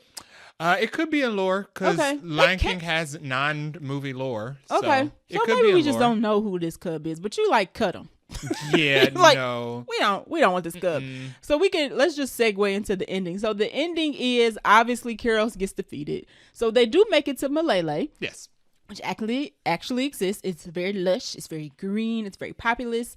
However, the animals there already knew Simba was coming. Already knew Mufasa was coming because they didn't heard around the way that Keros is basically attacked all these different prides, and they've all made their way to Malele, and they knew that Keros was tracking Mufasa because they knew that Mufasa killed his son. So they show up to Mufasa and was like, "Hey, yo, why are you bringing this trouble here? We don't want it. So Mufasa does his whole gather up the pride and we got to fight strong and we can't let them bully us and all that jazz. It sounds real good. It's a very good visual representation of animals rallying, a rally cry from an animal. And there's a Keros and Mufasa fight. I guess we should also say that the reason that Scar Taka turns into Scar is because Sarabi finds out that Mufasa has basically been covering for Taka and making him trying to look like a good guy, but Taka's really just like a coward and he doesn't really have no skills. So she falls in love with Mufasa. Taka is mad because he likes Sarabi. So the buildup of all his dad rejected him, him running away when his mom got attacked, and his woman that he thought in his mind was his but wasn't, all builds up. He turns against Mufasa and Sarabi and he basically lets Kuros track them to Malele. And when Mufasa finds out, he ain't too happy about it. There's a fight between Kuros and Mufasa. Obviously, Mufasa wins, but the fight was pretty good. I mean, visually, it's pretty good. Taka tries to step in at the last minute to, assist, and that's how he gets a scar on his face because Kuros scratches him. He catches it in the eyeball. So after the fight, all good and happy. Obviously, goodness wins, but it's too late as far as Taka and Scar is concerned. Scar is just like, I know I did a bad thing. I don't know if I regret it though. He just walks off into his own little space. I mean, obviously he don't go too far because we see him in OG Lion King, but him and Mufasa are no longer like quote unquote brothers. Sarabi and Mufasa obviously become a pair. Mufasa does link back up with his mom. His dad eventually did not make it to Malele, or maybe he did. We don't know. He ain't there at the end. And we get to see Pride Rock get formed because there was an earthquake. Essentially, I don't know. It like shakes and then a little piece of rock fall down. Yeah, some random unexplained earthquake. Right. So that's how we get to see Pride Rock is formed. And then the very, very end is Mufasa roaring, doing his roar at the top of Pride Rock. But at the same time, we get a cutscene of Kiara also doing her little cute lion cub roar because she's no longer afraid of the storm because she's powered by the goodness and the uplifting story of Mufasa. So I think I covered everything at the end. It ends how you would think it ends, essentially, for a Disney movie. Favorite line or scene? What's my favorite? I just explained it. The very last, or towards the very end, where we have the co-roaring between Mufasa and Kiara at the top of Pride Rock. Very cute. I like that. Because her roar is like real small and tiny. And his like super big. So that was cute. I like that. I would say my favorite song was I Always Wanted a Brother. Of course. Because I would be singing it. I don't have a favorite line or favorite song. Mm-hmm. I'll say that my favorite scene is probably the Mufasa Kuros fight at the end. Okay. I thought that was good. It was good. It was a lot of underwater action, which I wasn't expecting. Yeah. So that was pretty good. Any other random notes? I have 4. Okay. Mufasa has the shine. Mufasa has the shine. Yeah, so apparently Mufasa, they've added superpowers to his lore. He has the shine. He can see and he can sense things. He's very intuitive. With his third eye across all of Africa. But he's a lion. They supposed to be good at that stuff. Not like that. Even the other lions say he's weird. Well, yes. So, Sarabi does. Yeah. Sarabi does be like Mufasa has the shine. Can't nobody lion do that. He can speak to the wind, and he can paint with all the colors of the wind, as Disney's Pocahontas would say. It is a Disney movie. And he can see and hear all manner of things across Africa just by listening to the wind. Yeah. So he's very good at that. Yeah. He does it several times. Zazu was hitting the Ariana Grande in Munchkin Land. Oh, that was when they were doing the All of Us Together song. They actually had Zazu's like tongue. They had his GoPro on. They did. While he was flying around. It was funny. Hitting the high notes. It reminded me of Ariana Grande playing Galinda in Munchkin Land, just screaming at the top of her lungs while the rest of the Munchkin are singing. I think maybe it was just, I don't know if it was words or if it was just a note, but I think it was just hitting a note. At the top of his little lungs, he was getting it. That was funny. Taka had 2 lies thrust upon him that he didn't really have a choice in. That's why Taka was Taka. That's why he turned out the way he did. He had the lie of saving Sarabi. His mom. Mm-hmm. He had the lie of not running away from his mom. Oh yeah, sorry. And he also had the lie of saving Sarabi on him. 0 for 2. Compounding issues. That was one of my notes. Was Taka was 0 for 2.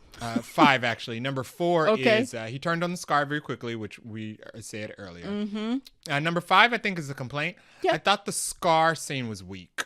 I would have wanted it to play when he out actually gets differently. his scar. Yeah. Okay, So I saw it coming though. I thought what was gonna happen was Scar was gonna get the killing blow on Kyros while Kyros was distracted. Okay. Scar was gonna get the killing blow, and that would explain why Mufasa let Scar stay.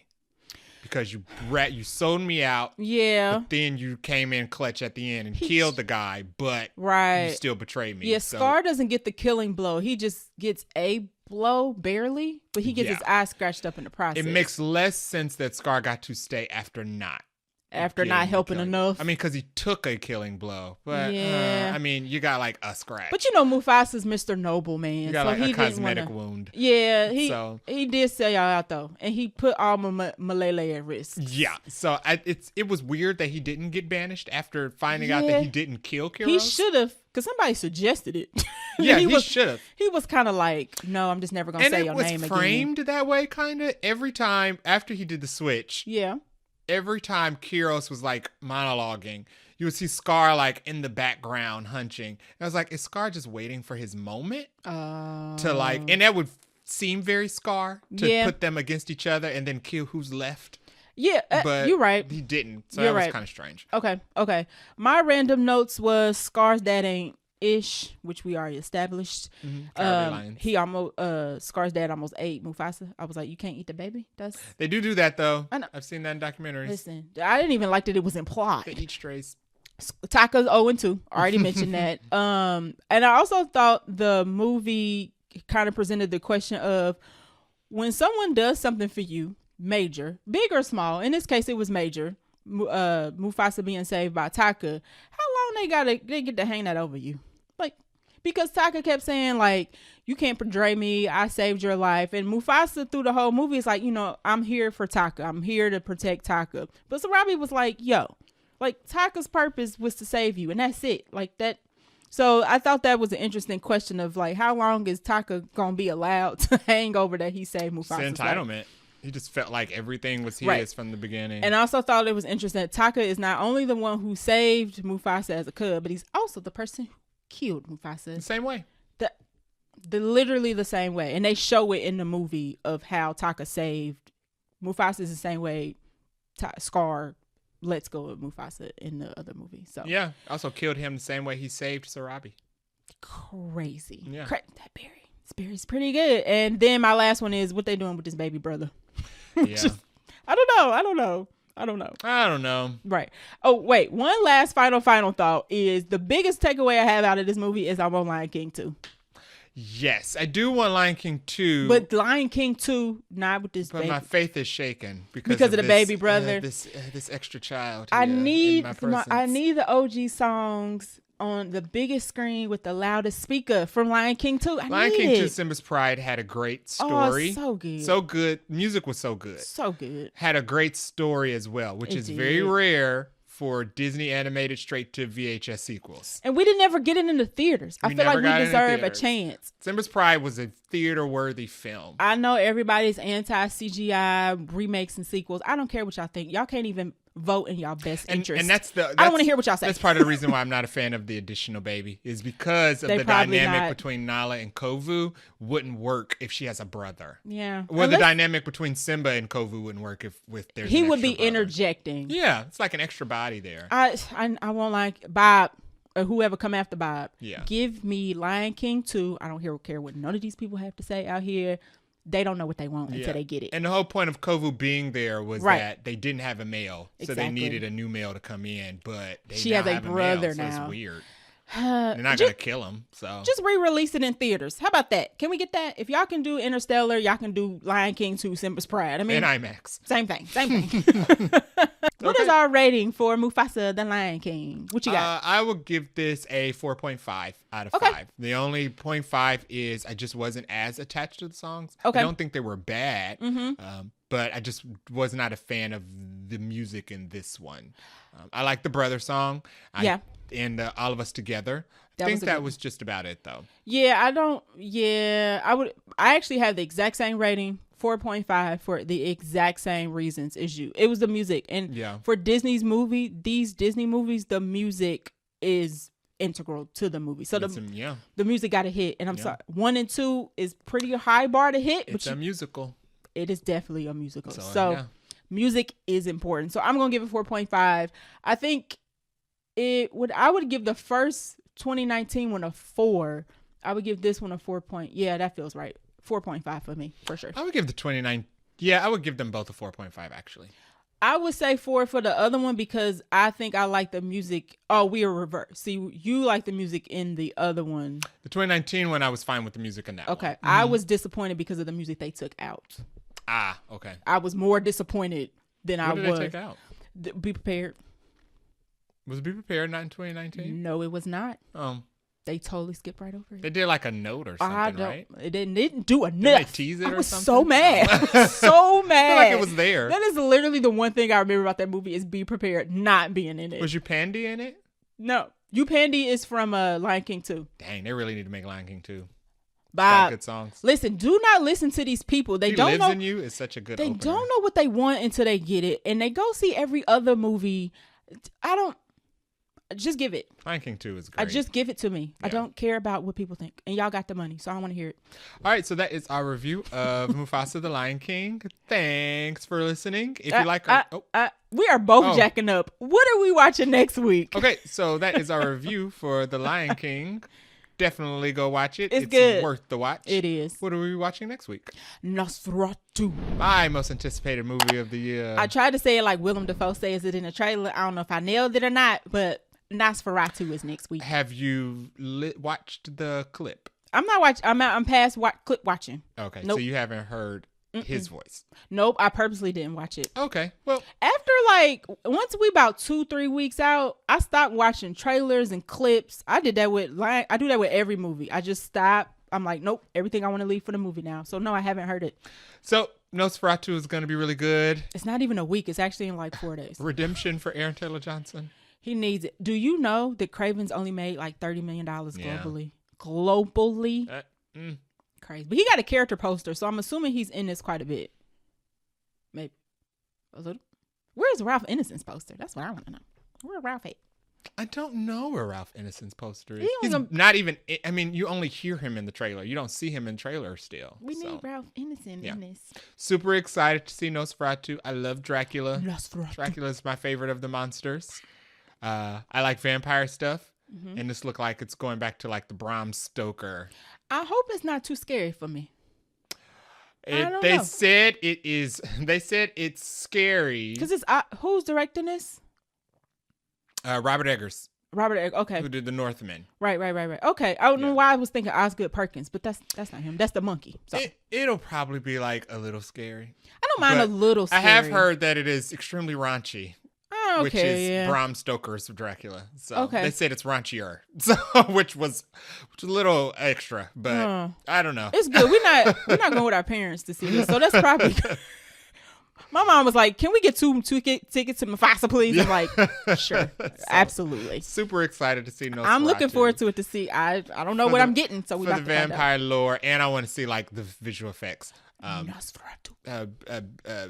What's his name? Bill Skarsgård does really good with makeup disappearing into like and a practical thing. effects. He's Pennywise. Yeah. So this is it's right good. up his It'll alley. be our Christmas movie, which would be interesting. He should have been Frankenstein, but they gave it to somebody else. So he can do it. He also needs a win as well. Yeah, I think this will do good. This will be good for him. The theater that I picked for us is almost sold out. He's really good in all his stuff. The things is he picks projects that don't really do extremely well. He was good in John Wick. He was very good in John Wick. So he just needs to be in something that'll be seen by a bunch of people. Exactly, because nobody saw Boy Kills World. And that was good. Yeah. So we'll let you guys know what we think about it. I have a feeling it's going to be really good. I think it's going to be good. It's got like a 90. It's in the 90s on Rotten Tomatoes, and it's been like that since they did their early screening 7 years ago. I think it'll be good. Reason. My thing is, how scared am I going to be? That's the only thing I'm concerned about. But it's Christmas, so maybe the Christmas spirit will protect me. All right, so that is our episode for this week. Thanks for listening. If you like our show, please give us a share and a rating. You can leave us a review on Apple Podcasts or on our website at vaguelynerdypodcast.com, where you can also leave us a voice message that we can play on the show if it's nice. And if it's not nice, sure, we'll respond. Leave a rebuttal and play it on the website. You can follow us on Threads and IG at Vaguely Nerdy Podcast, Blue Sky and Twitter at Vaguely Nerdy Pod. And you can reach us at vaguelynerdypodcast@gmail.com. If you are listening to an audio format of our podcast, you can watch our animated format on our YouTube channel at Vaguely Nerdy Podcast. Until next week. Bye. Nosferatu. I think I got it right there. Okay.